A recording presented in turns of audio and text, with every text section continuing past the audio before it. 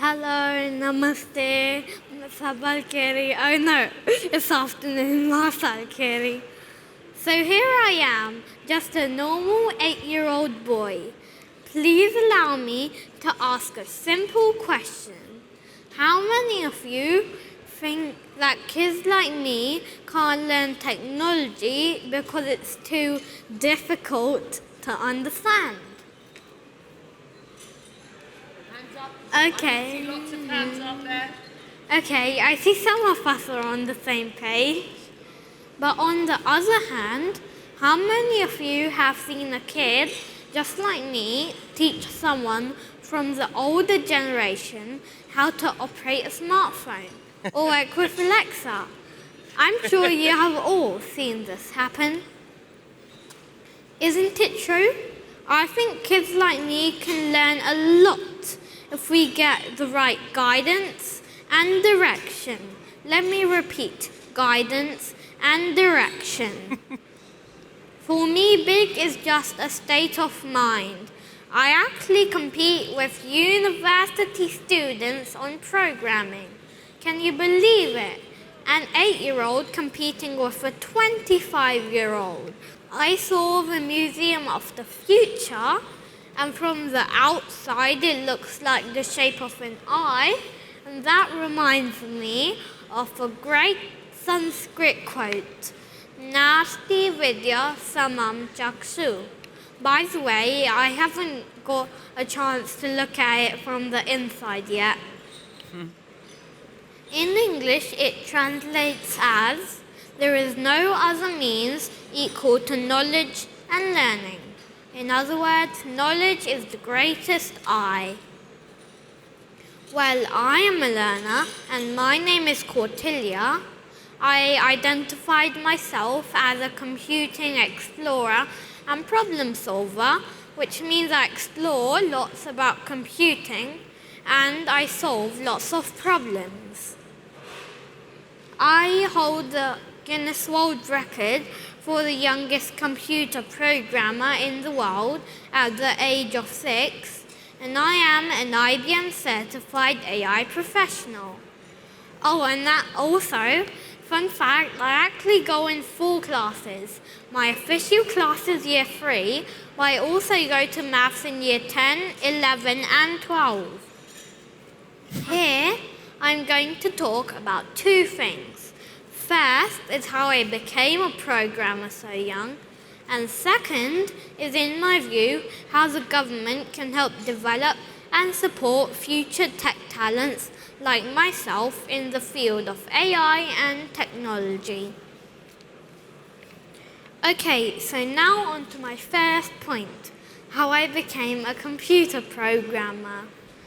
I love solving puzzles and algorithms. So when I was around 5, my dad gave me this wonderful book about building a basic logic program, and I liked it so much that I finished it in one day. In fact, that was when I built my first program on my laptop.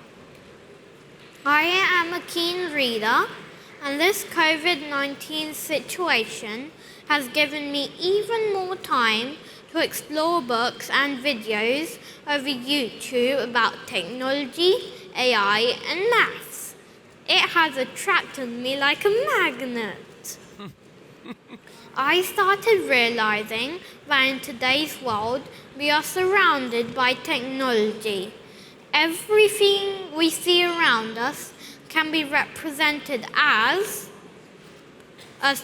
a piece of code, an algorithm, or some simple bit of maths behind it, or some, or all.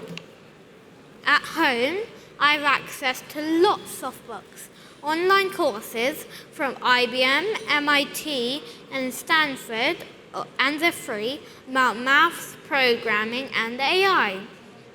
These have taught me how to talk with computers, write code, and make AI-based programs. So I started exploring more and more and quickly learned lots about maths, programming, and AI. I also started solving lots of computing problems across many different platforms like HackRank, Geeks for Geeks, LeetCode, AppCoder, etc. Computing is like a puzzle to me, and it teaches us how to make smart and logical decisions and how to approach solving any problem, but more importantly, efficiently. I think computing is for everyone who has a passion to solve any kinds of problems. Before I finish about myself, just to be clear, I am most definitely not a nerd who is always stuck to a laptop. I love playing outside with my friends and family, and my favorite hobbies are cycling and swimming. As you can guess, another of my favorite hobbies is coding. You don't always need a screen to code. You can write a pseudocode on paper. Now I would like to talk about how the government can support, encourage and develop future tech talents like myself. My second point. Well, we all know that the theme of this summit is shaping the next generation of government, and I have no idea how to do that, but I do know that shaping the next generation will shape the government. I read about Albert Einstein and Isaac Newton. You all know they're both great scientists and mathematicians, but there is one very sharp antipodal in their life stories. Isaac Newton, let's start with him. Isaac Newton was removed from his school by his mother so he could become a farmer. Can you imagine where we would be if Newton accepted his mother's will and became a farmer? It was Newton's former headmasters who persuaded his mother to allow him to return to school. I think we owe a huge thanks to his school headmaster for all of Newton's laws. For Albert Einstein, it was completely the opposite story. When he started school, he did very well. He was a creative and persistent problem solver, but he hated the rote, disciplined style of teachers at his school and dropped out when he was 15. Then, when he took the entrance examination for another school in Zurich, he flunked. He passed the maths part, maths and physics, but failed the botany, zoology and language sections. It was the school who failed Albert Einstein. The reason I am telling you these stories are because they are very much relevant to today as well. Thank God Einstein and Newton outperformed the conditions, but hundreds didn't and are not able to. It happens today, even in the developed world. I think we young people are creative, and if the school and government allows us to explore, we can discover another planet. Maybe even reach Mars before Elon Musk. I actually believe we can do that. Alan Turing, a famous British mathematician, computer scientist, and codebreaker. Why are we talking about him? He is considered the father of AI because he raised the question, can machines think?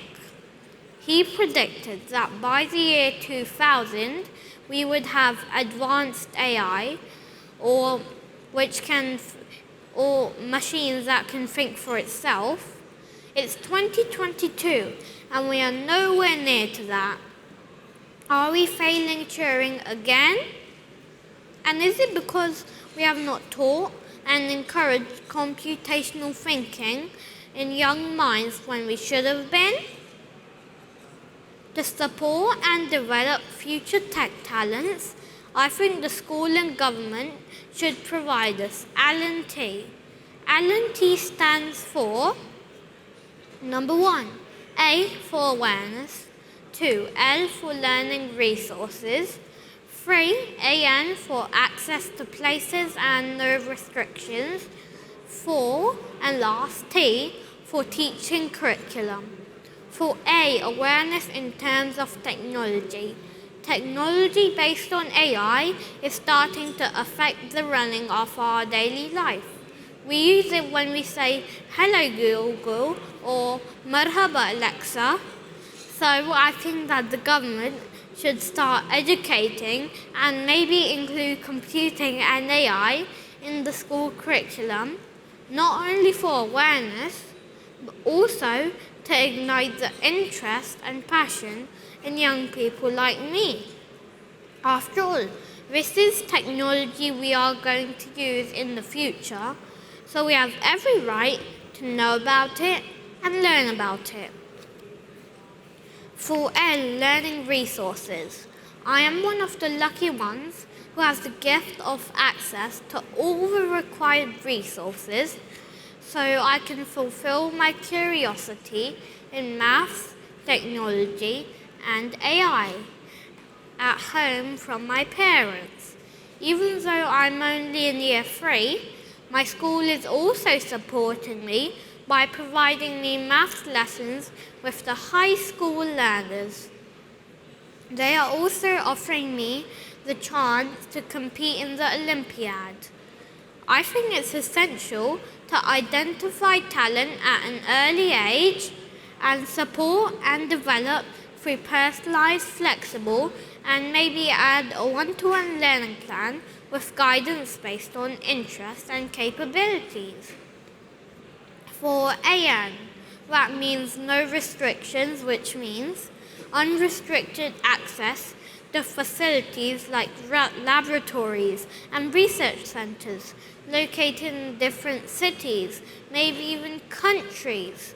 We can learn and get a sense of imagination and inspiration from these places.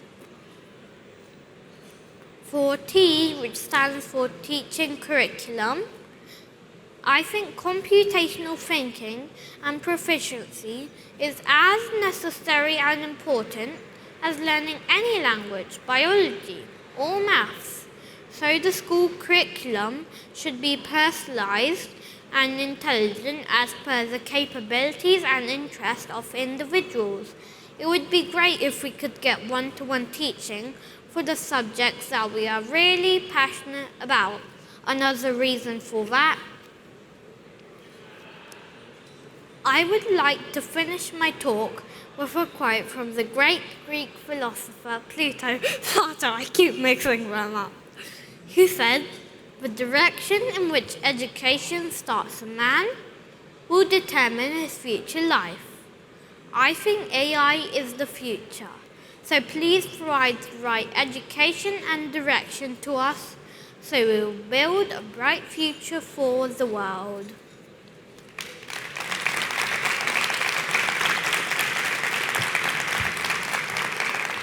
Come and sit with me.